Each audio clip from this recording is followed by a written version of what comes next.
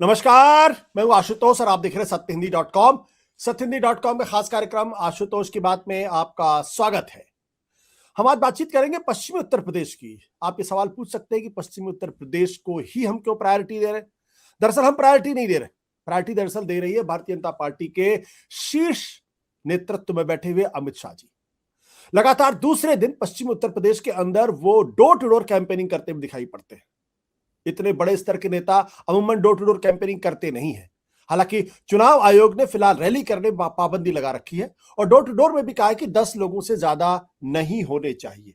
अब ये तो चुनाव आयोग को तय करना है कि अमित शाह जी के डोर टू डोर कैंपेन में 10 से ज्यादा लोग हैं या नहीं, ये मेरा काम नहीं है।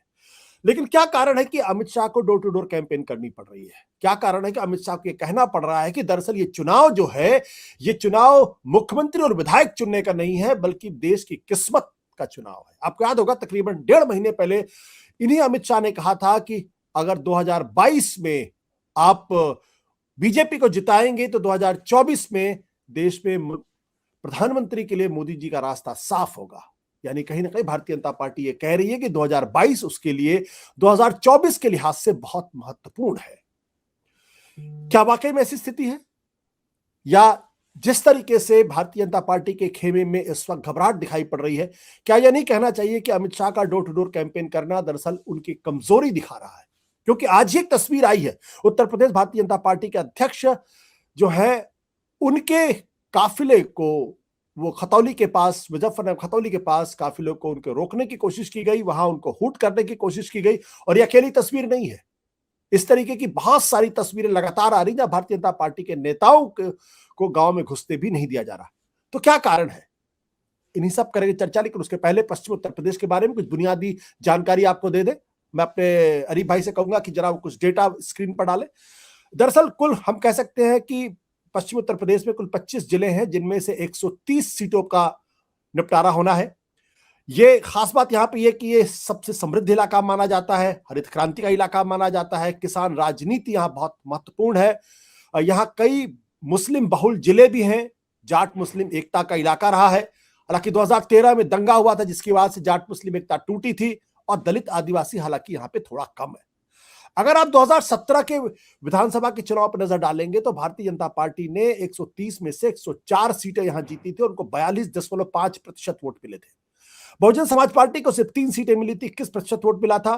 पिछली बार समाजवादी पार्टी और कांग्रेस का गठबंधन था, उनको 28% वोट मिला था और 22 सीटें मिली थी। आरएलडी को 1 सीट मिली थी और 4% वोट उनको मिला था, अन्य के खाते में 4।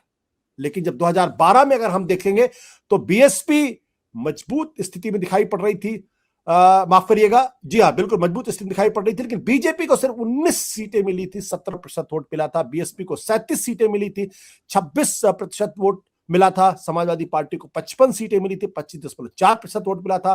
कांग्रेस आरएलडी का गठबंधन था, 17 सीटें मिली थी, 17.5%, और अन्य के खाते में 13.7% वोट था। अब सवाल यह है कि 2012 में यहां पे समाजवादी पार्टी की सरकार बनी थी, 2017 में भारतीय जनता पार्टी की सरकार बनी थी, और वो आंकड़े बिल्कुल स्पष्ट दिखाई पड़ते हैं। तो क्या इस बार पश्चिमी उत्तर प्रदेश तय करेगा किसकी सरकार बनेगी? हमारे साथ कुछ खास मेहमान है, उनसे बातचीत करते हैं, उनसे जानने की कोशिश करते हैं कि अमित शाह के डोर टू डोर कैंपेन का मतलब क्या है और क्यों वहां पर स्वतंत्र देव सिंह के काफिले को रोका जा रहा है, बीजेपी के तमाम लोगों को गांव में घुसते नहीं दिया जा रहा है। अपने मेहमानों का हम आपसे परिचय करा देते हैं। अगर आप अपनी स्क्रीन पर नजर डालेंगे तो आप देखेंगे कि इस वक्त हमारे साथ मेरठ से मौजूद है वरिष्ठ पत्रकार हरिशंकर जोशी जी। हमारे साथ लखनऊ से मौजूद है डॉक्टर उत्कर्ष सिन्हा, जो जुबली पोस्ट के संपादक हैं, और उसके पहले एक लंबी पत्रकारी इनिंग उन्होंने खेली है। चौधरी पुष्पेंद्र सिंह जी हैं, जो किसानों के नेता है। हमारे साथ विनोद अग्निहोत्री जी है, अमर उजाला जो पश्चिम उत्तर प्रदेश बहुत पावरफुल अखबार है, उसके कंसल्टिंग एडिटर है, और वरिष्ठ पत्रकार जैगब मुर्तजा भी हमारे साथ इस वक्त मौजूद है। सबसे पहले विनोद जी, आपसे जानकारी मिली कि आप अभी हाल में ही पश्चिम उत्तर प्रदेश से लौट कर आए हैं। ये जो अमित शाह की जो डोर टू डोर कैंपेन है, इसको आप किस नजर से देखते हैं? क्या आपको लगता है कि दरअसल कार्यकर्ताओं को में मनोबल भरने की कोशिश की जा रही है, या वाकई भारतीय जनता पार्टी को जमीन पे उतरकर इतने बड़े नेता को परिश्रम करना पड़ रहा, पसीना बहाना पड़ रहा है क्योंकि हालत वहां ठीक नहीं है? नहीं, देखिए, मैं हालांकि उस क्षेत्र में तो नहीं गया जहाँ ये जो मुजफ्फरनगर वाला इलाका है जो पहले फेज का है। मैं बरेली की तरफ गया था, वहां से मैं लौट के आया हूँ। तो चलिए, वो भी एक हिस्सा है पश्चिमी उत्तर प्रदेश, मुरादाबाद, रामपुर, उसमें आते हैं। दरअसल क्या है कि ये क्षेत्र ऐसा है पश्चिमी उत्तर प्रदेश का जो 132 से 130 सीटें हैं, यहाँ पर भारतीय जनता पार्टी को 2017 में, जैसा कि आपने आंकड़ों में बताया, कि बहुत जबरदस्त सफलता मिली थी। और भाजपा की जब जब सरकार बनी है उत्तर प्रदेश में, तब तब पश्चिम उत्तर प्रदेश से ही उसको सबसे ज्यादा सीटें मिली है। 1991 में जब भारतीय जनता पार्टी की बहुमत की सरकार बनी थी, तब भी पश्चिमी उत्तर प्रदेश में उसका प्रदर्शन बहुत अच्छा था, और खासकर इस इलाके में बहुत अच्छा प्रदर्शन था। और उस वक्त मंडल और मंदिर की राजनीति के चलते तमाम सारे जो जाट किसान हैं, जो गैर जाट किसान हैं, उन सबका समर्थन भारतीय जनता पार्टी को मिला था। उसके बाद 1993 में इसी इलाके से भारतीय जनता पार्टी की हार शुरू हुई थी, और 1996 में भी वो मुकाबला ऐसे ही रहा था, बराबर का। इसी तरह 2017 में जो है भारतीय जनता पार्टी की जब पूर्ण बहुमत की सरकार बनी, 1991 के बाद 2017 में पूर्ण बहुमत की सरकार बनी है। बीच में भाजपा को बहुमत नहीं मिला है। 1993 में और 96 में उसकी सीटें लगभग 174-75 सीटें ही थी। तो इसलिए जब पश्चिमी उत्तर प्रदेश उसका मजबूत होता है, तो उसका पूर्ण बहुमत उसको मिलता है। ये भारतीय जनता पार्टी का राजनीतिक इतिहास उत्तर प्रदेश का रहा है। इस बार पश्चिमी उत्तर प्रदेश में किसान आंदोलन की एक बहुत बड़ी चुनौती खड़ी हुई भारतीय जनता पार्टी के सामने, और करीब 1 साल के आसपास किसान पंजाब हरियाणा के साथ साथ पश्चिमी उत्तर प्रदेश से किसान उत्तर प्रदेश दिल्ली की सीमा पर बैठे रहे। चौधरी पुष्पेंद्र सिंह हमारे साथ हैं, ये प्रतिनिधि है उन किसान आंदोलन के, लगातार हम सबसे चर्चा भी करते रहे हैं। उसको लेके जो नाराजगी भारतीय जनता पार्टी को लेकर किसानों के बीच बनी, और जो किसानों के और खासकर मुस्लिम और जाट किसानों की एकता जो चौधरी चरण सिंह के जमाने से बनी रहती थी, जो 1991 में भी टूटी थी और 2013 में भी टूटी थी मुजफ्फरनगर दंगों के बाद, और 2014, 17, 19 में बीजेपी को बहुत जबरदस्त समर्थन मिला। वो इस बार वो एकता, वो दरार जो है, वो एकता दोबारा बनती हुई दिखाई दी किसान आंदोलन के दौरान, और वो दरार कमजोर होती हुई दिखाई दी, और दरार लगभग पट सी गई या काफी कमजोर हो गई। ये एक चिंता का सबब बना भारतीय जनता पार्टी के लिए।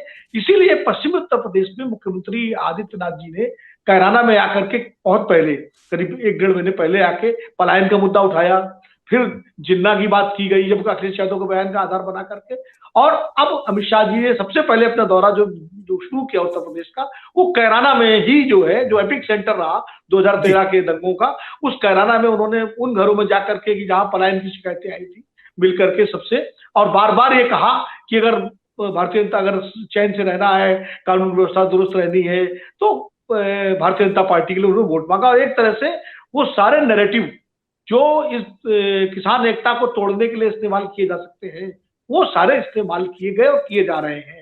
वो सोशल मीडिया के जरिए, मुख्य धारा की मीडिया के जरिए, तमाम मीडिया के जरिए। अभी कल और आज जो है उन्होंने मथुरा में, अमित शाह जी ने, और जेवर में कैंपेन किया। अब डोर टू डोर कैंपेन तो चूंकि इलेक्शन कमीशन की गाइडलाइंस है, तो डोर टू डोर कैंपेन की परमिशन है। हालांकि उनके डोर टू डोर कैंपेन वो रैली जैसा ही हो गया, वो कैराना में भी रैली जैसा हो गया था, और यहाँ भी इतनी भीड़ हो गई, तो वो अलग बात है। वो तो चुनाव आयोग को देखना है कि क्या उसमें करना है। लेकिन वो डोर टू डोर कैंपेन वो इसलिए भी कर रहे हैं कि वो एक बड़े नेता है, उनके जाने से शायद उनको लगता है उनकी बात सुनेंगे, और भारतीय जनता पार्टी के लिए जो है वो नैरेटिव बनाना आसान होगा, जो नैरेटिव किसानों की एकता को तोड़ सके, और उनको दोबारा हिंदू मुस्लिम ध्रुवीकरण जो भारतीय जनता पार्टी के पक्ष में 2014, 2017 और 2019 में हुआ था, वो दोबारा हो सके। ये एक कोशिश है। सत्य हिंदी का ऐप डाउनलोड करें गूगल प्ले स्टोर पर।